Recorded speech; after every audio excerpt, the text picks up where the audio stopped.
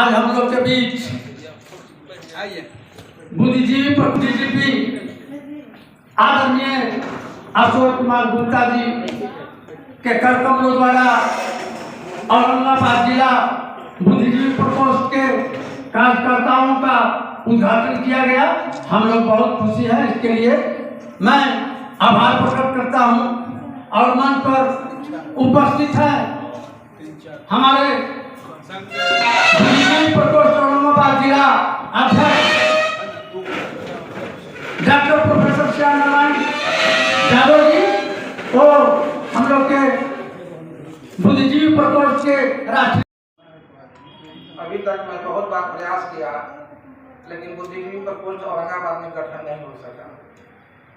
मैंने कहा, आश्वासन दिया, यथासंभव है मैं अपने स्तर से प्रकोष्ठ का गठन करूंगा। तो इनके विश्वास पर मैं खरा उतरा। आज आप सबों के बीच अशोक कुमार गुप्ता, पूर्व डीजीपी बिहार सरकार। ये दक्षिणी बिहार में बहुत कम समय नहीं के बराबर दक्षिणी बिहार में इनकी पोस्टिंग हुई। लालू जी इनको उत्तरी बिहार में रखे रह गए, 5-6 जिला में एसपी रहे, बाद में डीजीपी बने, सेवानिवृत्त हो गए। आज हम उनके सामने उपस्थित हैं।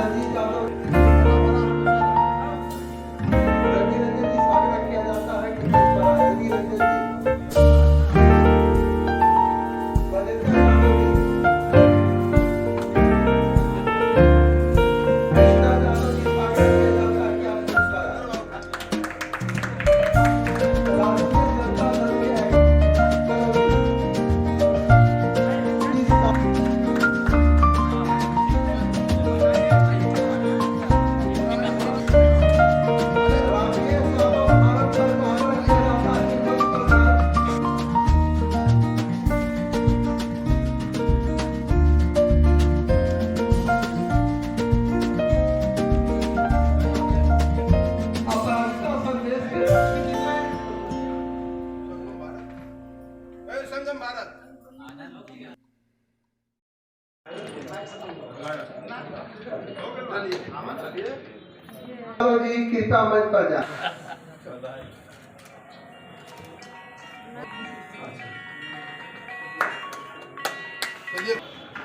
राष्ट्रीय जनता के आई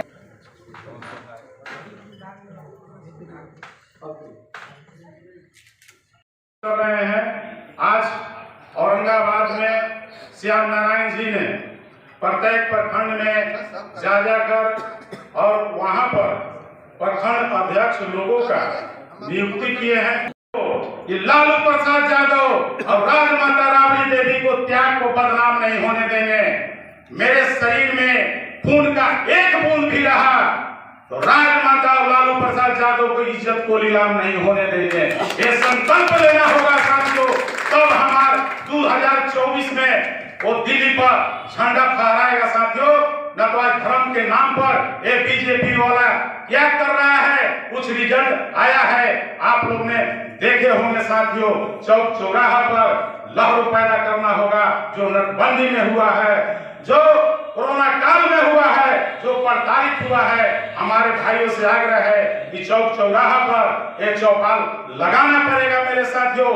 नहीं तो अगर जीत जाएगा ये बीजेपी वाला, वतन बेच देगा, चमन बेच देगा, वक्त आएगा तो आपके सर पर से सील के कफन बेच देगा मेरे साथियों, कफन बेच देगा मेरे साथियों। छोटी छोटी गलतियां होती है, हमारे दल में हो या घर में हो या समाज में हो, मगर ऐसे लड़ाई में एक रहने की जरूरी है साथियों। नहीं तो ये बीजेपी वाला के कमजोर मत समझिए साथियों। उपहार देना मुनासिब नहीं होता, उपहार देना मुनासिब नहीं होता। अब तीर का निशाना चुक जाए तो तीर चलाना अच्छा नहीं होता। मर्द पानीदार हो, संभल के चलो। और मोड़ पर पानी गंवाना अच्छा नहीं होता, और मोड़ पर पानी गंवाना अच्छा नहीं होता। यहाँ हमारे डीजीपी साहब को जाना है, इसलिए मैं आदाब सलाम नमस्कार करके अपना वाणी समाप्त करता हूँ। जय हिंद। जो हमारे पुरखन है ज्योतिराव फूले, सावित्रीबाई फूले, कांसीराम जी, रामस्वरूप वर्मा, जगदेव जी, लालू प्रसाद, यह तमाम सारे जो हमारे छत्रपति साहू जी महाराज, जो सारे हमारे जो पूर्वज नेता हुए, उनका संघर्ष का दिन है जो आज हम स्वतंत्र हैं। आज हम बात करने की भी आजादी मिल रही है। नहीं तो हमें ये भाषण की अभिव्यक्ति की भी आजादी नहीं थी। यह है इन लोगों ने कहा कि ओबीसी और दलित समाज के लोगों को एकजुट करने की बात कही, 90 की बात कही, 85 की बात कही। इन्होंने 85 90 को एकजुट करने की बात कहा, लेकिन आज हम कहाँ एकजुट हैं, बटे हुए हैं। एकजुट हम कैसे होंगे जब हमारे समाज के जो दबंग जाति के लोग हैं, वो जहां दलितों पर, कमजोर समाज के लोगों पर जब अत्याचार होता है, वहां उसको मदद करने की जरूरी है। तभी वो हमारे साथ जुटेगा और हमको लालू यादव की सपना साकार होगा। दोस्तों, आज जो तेजस्वी की सरकार है, आज नीतीश कुमार और तेजस्वी जी की सरकार ने जनगणना कर जो जगदेव बाबू का सपना था उसको पूरा करने का काम किया। उन्होंने जो 65% आरक्षण दिया, हम जनगणना करा करके जनसंख्या के अनुपात में जो आरक्षण देने का काम किया, यह जगदेव जी का सपना को साकार करने की बात आती है। तो दोस्तों, समझने की जरूरी है कि हिंदुत्व में हमारा हक अधिकार नहीं था, या संविधान में हम संविधान के बारे में बताएंगे, लोगों को बीच में जा करके बताने की जरूरत है। तभी हम लालू यादव के सपना को साकार कर सकते हैं, अन्यथा हम नहीं कर सकते हैं।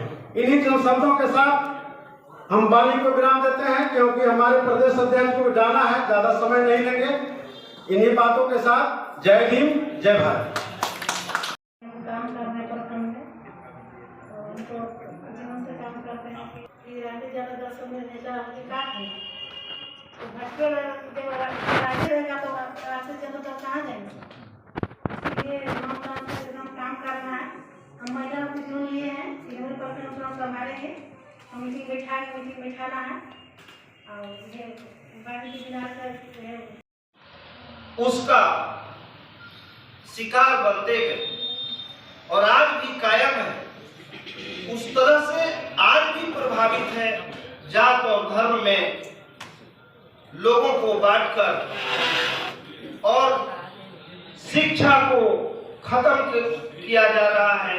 जब तक इस देश में एक नेशन और एक शिक्षा का कार्यक्रम नहीं होगा, तब तक प्रतिभावान देश के नौजवान साथियों को इसका अवसर नहीं मिल पाएगा। मैं तब तक पीछे रहेंगे जब तक कि सही शिक्षा का अवसर प्राप्त न हो। इस देश में आज भी शिक्षा का जो स्तर है वो भिन्न तरह से, चिकित्सा का जो अवसर है वो भी भिन्न है। लालू जी की सपनों को पूरा करने के लिए, उनके आदर्श पर चलने के लिए हम लोग सभी कार्यकर्ताओं को एक पद होकर उनके विचारों को अवलोकन कर आगे बढ़ने की जरूरत है। मैं संगठन से भी निवेदन करूंगा कि अपने कार्यकर्ताओं का जो पाठ है वो जरूर दिया जाए कि आपका ये पाठ है। संगठन को सफल बनाने के लिए कार्यक्रम को होना बहुत जरूरी है। 2 यानी 2 गुने 2 इक्वल टू यानी 4 नहीं 2 पर पावर 3 होना पड़ेगा। राजधानी की गाड़ी खुल चुकी है। हमें आपको पंचायत भारत गांव का देश है। हमारे लोग गांव में बसते हैं, जहां लोगों को जो बिहार सरकार की चल रही है कल्याणकारी योजना, जो बाबा साहब अम्बेडकर का जो सपना था जातीय जनगणना, जिसकी जितनी आबादी उतनी भागीदारी, जो जगदेव प्रसाद कुशवाहा ने बिहार के लेली ने जो लड़ाई लड़ी थी, उसके बातों को बताना होगा। वचनम की दरिद्रम मनता वाचा कर्मन्ना, हमारे लोग बोलने में कमी कर देते, लेकिन आपको वाक युद्ध करना होगा। आपको धीमी गति से नहीं, राजधानी ट्रेन के तहत आपको गाड़ी को गतिमान चलाना होगा। हम अभी नबीनगर कुटुंबा को होते हुए अपने लोगों से हमारा अपना समाज का मीटिंग चल रहा था। हमारे गाड़ी हमारी छूट गई, सही बात है। आदरणीय हमारे मंत्री जी कह रहे थे, हम अपने लोगों के बीच कहते हैं कि जो सम्मान दिया है लालू यादव ने, और सम्मान कोई दूसरा व्यक्ति ने नहीं दिया है। बहुत से लोग आते हैं जाते हैं, वो फर्क नहीं पड़ता है, लेकिन आपको लड़ाई हमारा जो आरक्षण मिला, मुखिया बना, जिला परिषद बना, अति पिछड़ा कार्यक्रम नगर अध्यक्ष बना, वो अगर श्रीमान लालू यादव नहीं होता तो वह आरक्षण जो पास हुआ विधायक विधानमंडल में बिहार सरकार की देने की यह पावर है। पंचायती स्तर में नगर निकायों में हमने भी नगर निकाय के चुनाव में हम धरना प्रदर्शन में हम शिरकत कर रहे थे। हमें बात तो बताते हैं कि आपको लड़ाई जातीय जनगणना हुआ, आरक्षण के कोटा बढ़ा, आपको मान सम्मान मिला, यह आपको लोकतंत्र बचाए हुए, तब ना देश बचेगा, तब ना हम लोग बचोगे। तो बोलता है कि अरे हमको तो फायदा ही निजी फायदा, निजी स्वार्थ में लोग हमारे लोग जा रहे हैं, उसको बताना होगा, ब्रेन को वॉश करना होगा। हम तो जा जाकर ब्रेन वॉश करते हैं, सारे लोगों की जिम्मेवारी बनी है। औरंगाबाद जिले में राष्ट्रीय जनता दल बुद्धिजीवी प्रकोष्ठ के गठन और आपसी संवाद के उद्देश्य से किया गया था, और जो जिला संगठन बना है, प्रखंडों में भी बने हैं, बुद्धिजीवी प्रकोष्ठ के पदाधिकारी मनोनीत हुए, उन सबको यहाँ सम्मानित किया गया। और आपस में हम लोगों ने राष्ट्रीय जनता दल की विचारधारा, जो गरीबों, पिछड़े, अति पिछड़े, अक़लियत, अनुसूचित जाति के लोगों के लिए, मजदूर, किसान, बुजुर्गों, माताओं, बहनों, बच्चों, सबके विकास के लिए और अपना सामाजिक स्तर बढ़ाने के लिए जो संकल्प है राष्ट्रीय जनता दल का, सामाजिक न्याय की विचारधारा, उसको कैसे हम लोग और मजबूती से गांव-गांव तक, घर-घर तक ले जाएं और लोकसभा चुनाव जो 2024 में होगा उसमें ये भाजपा की केंद्र की सरकार जो है, जिसका संचालन आरएसएस भी नागपुर से करती है और केवल भ्रम फैलाना उनका काम है।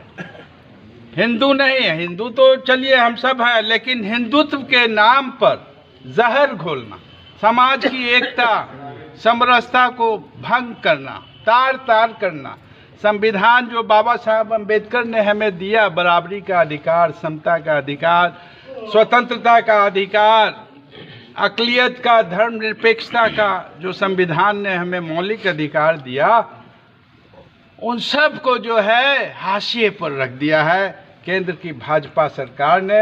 ये न तो जवान न पढ़े लिखे युवकों, किसान के विरुद्ध देखिए 3 कानून लाए थे जिनको वापस लेना पड़ा। 750 किसान देश भर में आंदोलन के दौरान मरे हैं।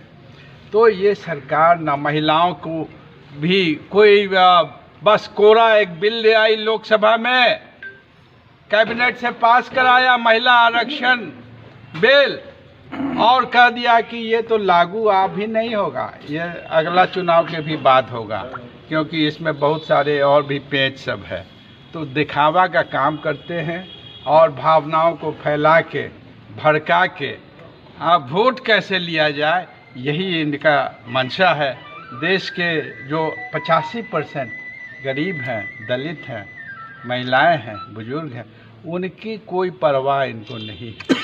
तो देश शिक्षा के मामले में, आर्थिक अधिकारों के मामले में, रोजगार के मामले में, महंगाई के मामले में हर जगह भारत के भाजपा की सरकार विफल है और इस सरकार को उखाड़ फेंकना बहुत ज़रूरी हो गया है। और 2024 के चुनाव में जन जन को लाभ पहुंचाने के लिए जो हमारी नीति है, हमारे माननीय राष्ट्रीय अध्यक्ष हैं श्री लालू प्रसाद यादव, बिहार में इतनी नौकरियां दे रहे हैं, अभी करीब 5 लाख नौकरियां दे दी गई हैं या 2-4 महीने में पूरी हो जाएंगी। और साल भर में जो हमारे तेजस्वी प्रसाद यादव जी का संकल्प था, माननीय उप मुख्यमंत्री जी का, कि 10 लाख नौकरी देंगे और 10 लाख रोजगार के अवसर पैदा करेंगे। तो ये काम साल भर के अंदर उनका जो लक्ष्य है, संकल्प है, जो उनके चुनाव के मैनिफेस्टो में था, उसको पूरा कर रहे हैं, करके दिखा रहे हैं। घर घर से, गांव गांव से शिक्षक बहाल हुए हैं। 1.5 लाख हेल्थ डिपार्टमेंट नौकरी देगा, 1,20,000 और शिक्षक बहाल होंगे, 75,000 पुलिस में बहाली हो गई, 35% महिलाओं को आरक्षण दिया बिहार सरकार ने। तो इतना काम, ये केवल भाजपा सरकार नाटक करती है, नौटंकी और भ्रम, दिखावा और भ्रम फैला के कैसे वोट लेके कुर्सी पर बैठे रहें, संविधान को ख़त्म कर दें। संविधान जो पूरे देशवासियों के लिए बनाया बाबा साहब ने, वो केवल जो है इनके हिसाब से जो मनुवादी सोच है उसी हिसाब से बने। नाजिज्म और फासिज्म का इससे बड़ा नमूना नहीं हो सकता है। तो इन सब का मुकाबला दृढ़ता से करने के लिए माननीय मंत्री जी हैं, पूर्व मंत्री जी आदरणीय श्री सुरेश पासवान जी, जिला के संगठन के हमारे प्रधान महासचिव आए हैं अनिल टाइगर जी, सभी लोग हैं, बुद्धिजीवी प्रकोष्ठ के जिला अध्यक्ष हैं, प्रखंड अध्यक्ष हैं और सब तमाम कार्यकर्ता मिलके आज हम लोगों ने एक लाइन का संकल्प लिया है, 2024 के लोकसभा चुनाव में भाजपा को धूल चटा देना है, बिहार से भगा देना है, 40 की 40 सीट इंडिया गठबंधन के उम्मीदवार को जिताना है। बहुत बहुत धन्यवाद। राष्ट्रीय जनता जिंदाबाद, लालू यादव जिंदाबाद, तेजस्वी जिंदाबाद, राबड़ी देवी जिंदाबाद, महागठबंधन जिंदाबाद। देखिए 2024 के चुनाव में देश की जनता मन बना चुकी है, मोदी मुक्त और भाजपा मुक्त भारत बनाने के लिए मन बना चुकी है। विधानसभा के चुनाव में जो अभी उनको 3 राज्यों में जो बहुमत मिला है, लेकिन कुल मिलाकर के देखिएगा तो इस चुनाव में कांग्रेस को भी इनसे 10 लाख ज़्यादा वोट मिला है। देश की जनता अभी भी इनके खिलाफ में है। और जहाँ तक मध्य प्रदेश में मुख्यमंत्री तो ये तो तेजस्वी जी और लालू जी के डर से मोहन यादव को कहाँ से निकाल के लाए। ये तो धन्यवाद देना चाहिए मोहन यादव को, लालू जी को प्रणाम करना चाहिए कि आपके डर से हमको मुख्यमंत्री बना दिया। तो जिसको डर से मुख्यमंत्री बना दिया, नहीं तो कोई अता पता था, लपतागंज से निकाल करके उसको बना दिया। इसलिए मोहन यादव का कोई असर यहाँ तो छोड़ दीजिए, मध्य प्रदेश में नहीं पड़ेगा, बिहार तो बहुत दूर है। जैसे एक बात बिहार के हमारे नेता सर्वमान लालू प्रसाद जी, कहाँ हम लोग यूपी में बहुत कुछ कर पाते हैं, वहाँ मुलायम सिंह जी का है ना। इसलिए मोहन यादव के मुख्यमंत्री बना करके देश में जो एक आईवास कर रहा है, उसका असर उनको मोहन यादव के विधानसभा में भी अपना नहीं पड़ेगा। दूसरा जगह तो छोड़ दीजिए, इंडिया गठबंधन का जो उम्मीदवार होगा उनके विधानसभा में उसी को वहाँ के ज्यादा वोट देगा। इसलिए इस चुनाव से राष्ट्रव्यापी कोई जो ये 10 दिन मंथन करके जो निकाले हैं, उसमें से प्याला 20 वाला प्याला, अमृत वाला नहीं, 20 का प्याला जो निकाले हैं। बोलते थे कि हमारा 4 गो जाति है, जुआ है, बेरोजगार है, किसान है और गरीब है। तो आदिवासियों गिनवा रहे हैं, दलित भी गिनवा रहे हैं, यादव भी गिनवा रहे हैं, पंडित भी गिनवा रहे हैं, ब्राह्मण भी गिनवा रहे हैं, वैश्य भी गिनवा रहे हैं। ये कौन पॉकेट से निकाल दिए हो मोदी जी? आपके पास तो 4 गो था, तो 14 को कैसे गिना लिए? 14 को गिनाए ना भाई, 3 चौके 12 को जातीय समीकरण कैसे काहे गिना दिए? इसलिए इनका भरमजाल, माया जाल देश की जनता समझ चुकी है। इसलिए काठ की हांडी बार बार नहीं चढ़ती है। इसीलिए अयोध्या वाला आप देख रहा है कि अयोध्या वाला थोड़ा हम काम कर दें, अयोध्या का काम से भी आपको काम नहीं बनने वाला है, क्योंकि आपने अयोध्या पर बहुत पहले ही वोट ले लिया, पुलवामा पर बहुत वोट लिया। अभी जो पार्लियामेंट के अंदर में हुआ है उस पर तो जवाब देवे। पार्लियामेंट के अंदर में कैसे घुस गया भाई? आपका बीजेपी के आदमी घुसा दिया वहां। बीजेपी का जो एमपी है कर्नाटका वाला, कौन सिम्हा है, उसने पास बना दिया भाई, आफत मचा दिया वहां पर। इसलिए सवाल है कि पार्लियामेंट के सुरक्षा में जो चूक हुआ है उस पर प्रधानमंत्री और गृह मंत्री को तुरंत ध्यान देना चाहिए, लेकिन ये लोग नहीं करेंगे। और जो यूपी में जो चल रहा था किसान आंदोलन, तो जो चढ़ा दिया गाड़ी, जिसकी चर्चा अभी किया, एमपी मिनिस्टर था भारत सरकार का, होम स्टेट मिनिस्टर था, एमओएस था, चढ़ा दिया, कुछ आज तक नहीं हुआ। इसको भी कुछ नहीं होगा। मौनिया बाबा बन गया है। तो चाहे मणिपुर हो कि मिजोरम हो, चाहे देश के किसी राज्य में भी आपदा, विपदा, संकट, परेशानी। मैं कहना चाहूँगा कि मैं बुद्धिजीवी प्रकोष्ठ औरंगाबाद जिला के अध्यक्ष बनाया गया हूँ माननीय श्री अशोक कुमार गुप्ता जी के द्वारा। तो यह माना गया है कि एक बुद्धिजीवी जो है 10, 20, 100, 50 अनपढ़ व्यक्ति को समझा सकता है क्या गलत है क्या सही है, क्योंकि यह प्रभार दिया गया है बुद्धिजीवी को समझाने के लिए कि आप समझा सकते हैं। अनपढ़ आदमी जो सुदूर गांव में रहता है उसको आप समझा सकते हैं, आपका असर उस पर पड़ सकता है, लेकिन एक अनपढ़ आदमी बुद्धिजीवी को नहीं समझा सकता है। इसीलिए इस प्रकोष्ठ का गठन किया गया है। जहाँ तक देश के मॉनेटरी सिस्टम की स्थिति है, जिसको आर्थिक स्थिति आप कह सकते हैं, तो मेरा इस संबंध में कहना है, चूँकि मैं अर्थशास्त्र का प्रोफेसर रहा हूँ, 40 वर्षों तक मैं अर्थशास्त्र पढ़ाया कॉलेज में, इस नाते मैं यह कहना चाहूँगा कि देश की जनसंख्या जो है ये इसके साधन 3 है, 3 पर निर्भर करता है, और तमाम हिंदुस्तान के लोग 3 ही काम में लगे हुए हैं। जिन्हें खाने के लिए सिर्फ 3 सहारा है। एग्रीकल्चर सेक्टर, जिसको कृषि क्षेत्र कहा गया, दूसरा इंडस्ट्री सेक्टर, जिसको औद्योगिक क्षेत्र कहा गया, और तीसरा है टर्शियरी सेक्टर, जिसको इकोनॉमिक्स में टर्शियरी सेक्टर कहा जाता है, लेकिन ऐसे मोटा मोटी समझने के लिए सर्विस सेक्टर उसको कहा जाता है। तो सर्विस सेक्टर को मोदी जी ने सवाई बार दिया, पढ़ाई लिखाई चौपट करा दिया, बेरोजगारी इतना बढ़ा दिया जिसका कोई हिसाब नहीं। ये जो वादा किए थे 2 करोड़ नौकरी देने का हर एक साल, ऊपर तो इन्होंने सलाई जला दिया, आग लगा दिया। और मेरा ये कहना है कि इंडस्ट्री सेक्टर कोई केवल बन पा रहे हैं, लेकिन जो सर्विस जो एग्रीकल्चर सेक्टर में काम लगा हुआ है उसको दिन स्थिति जो है आर्थिक स्थिति अच्छी नहीं है, डाउन हो रही है। और एग्रीकल्चर सेक्टर और सर्विस सेक्टर को उन्होंने ख़त्म किया, इंडस्ट्री पर केवल देश कैसे जिंदा रहेगा। मेरा ये कहना है कि देश चलता है आर्थिक नीति से। मॉनेटरी सिस्टम स्ट्रांग होगा, मजबूत होगा, तभी देश ही मजबूत होगा। और मॉनेटरी सिस्टम यदि गड़बड़ होगा देश नहीं चलेगा। देश मंदिर मस्जिद से नहीं चलता है, ये केवल मंदिर बनाने की सोच रहे हैं। मंदिर से किसी का पेट नहीं भरता है, मस्जिद से पेट नहीं भरेगा। पेट भरेगा आर्थिक नीति से। आर्थिक नीति सुदृढ़ होगी तब जनता मजबूत होगी, सुख से जनता रहेगी। आज की स्थिति में महोदय मेरा ये कहना है कि हम ये बांग्लादेश से, लंका से, बगल में नेपाल है, उससे भी हम लोग गरीब हो रहे हैं। इसका मनी जो है, जो इसका परचेजिंग पावर है मुद्रा का कमज़ोर हो रहा है, मुद्रा हमारी कमज़ोर हो रहा है। ऐसी स्थिति में लाके मोदी जी खड़ा करते हैं। इस बात को बुद्धिजीवी का एक कर्तव्य बनता है, इस बात को गांव-गांव तक, जन तक, झोपड़ी तक पहुंचावे, क्योंकि वहां पहुंचाने वाला यही एक साधन है। केवल बुद्धिजीवी इस बात को वहां पहुंचा सकते हैं। यही सब मुझे कहना है। महागठबंधन को 6 सीट देने के काम किया हूँ, उस प्रकार से मैं 2 लोकसभा जो औरंगाबाद है, काराकाट है, उसको जिताने के काम करूँगा। चाहे मेरा जो कुर्बानी लगे, खून और पसीना लगाकर जिता कर भेजने के काम करूँगा।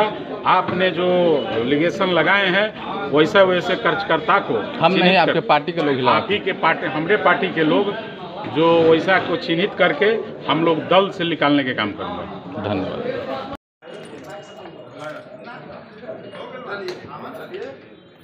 कृपया मंच पर जा।